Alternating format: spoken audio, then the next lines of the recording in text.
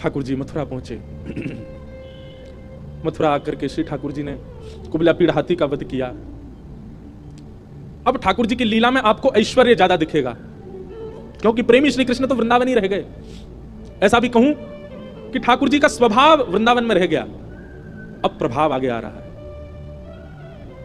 वो चंचलता, वो मधुरता, वो प्रियता, अब सब ठाकुर जी ने उसको गौड़ कर लिया। अब ठाकुर जी परब्रह्म की भांति लीला कर रहे हैं, मानो अपने परब्रह्मत्व पर ही ठाकुर जी को क्रोध आ रहा है कि मैं क्यों हूं जिसके कारण मुझे व्रत छोड़ना पड़ा।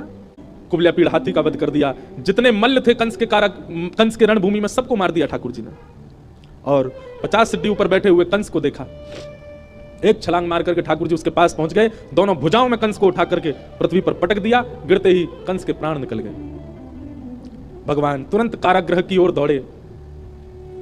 बंधु एक बात कहूं, ठाकुर जी का एक खेल है, विरह और संयोग, संयोग और वियोग।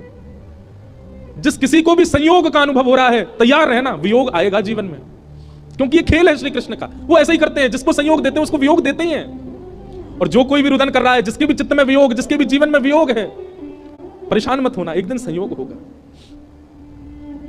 11 वर्ष 56 दिन पहले छोटी से एक दिना के ठाकुर जी मैया को छोड़ के चले गए, उनको वियोग दे दिया। कहां तो इतना बड़ा संयोग दिया कि उनके गर्भ से प्रकट हुए, और गर्भ से प्रकट होते इतना बड़ा वियोग दे दिया कि मैया रोती बिलखती छोड़ गए। 11 वर्ष 56 दिन तक मैं किसका पक्ष लूं, यशोदा जी का या देवकी का? देवकी मैया रोज कारागृह में खिड़की पे खड़ी हो जाती है, ऊपर साधन नहीं है तो जबरदस्ती घड़े पे खड़ा रख के या कोई ऐसी व्यवस्था करके खिड़की के ऊपर खड़ी हो जाती है, और वहां से वृंदावन से आने वाले लोगों को बुलाती है। बोले सुनो, कहां से आ रहे हो? बोले हम तो वृंदावन से आ रहे हैं। अच्छा, तुमने वृंदावन में कुछ देखो? अरे बड़ी सुंदर लता, गुल्म, यमुना जी, ऐसी रेणु, ऐसी गैया, ऐसे गोपग्वाल। देवकी मैया बोले सबसे सुंदर कहा है वृंदावन में? मैया सबसे सुंदर तो यशोदा को लाला है। अरे मैया कैसो चले, कैसी बात बनावे, कैसे नैन मटकावे, वाके अंदर तो ऐसी सुगंधी आवे। अरे हम तो सांची पूछो, हम तो भैया देखवे जामे। द्वार वहीं खिड़की पे खड़ी खड़ी देवकी रुदन करती है।